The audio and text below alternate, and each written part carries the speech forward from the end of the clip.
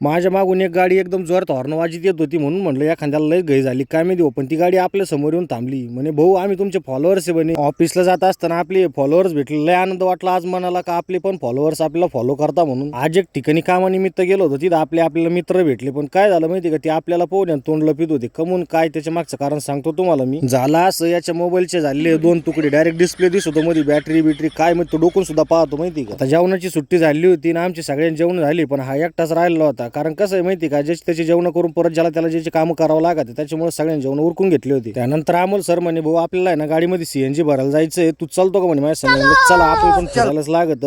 तुम्हाला सांगतो मित्रांनो, एवढी गर्दी होती सीएनजी साठी, एवढी लाईन पुढंच पाहिलेली नाही मी आजपर्यंत. गाडीत सीएनजी भरलं, किती किलो झालं काय झालं ते अमोल सर पाहायला गेले होते. तोपर्यंत मी गाडीत एसी चालू करून निवांत बसलो होतो. मित्रांनो घरी जात असताना आपल्याला एक दिंडी चालली होती पै ती भेटली बरं का. एकदम भारी वाटलं. कमीत कमी एक वारी तरी पंढरपूरची पै केली पाहिजे. तर अशाच नवनवीन व्हिडिओ बघण्यासाठी तुम्ही आत्ताच हर्षल लहारेला फॉलो करा. तर कसं आहे मंडळी, रामकृष्ण हरी.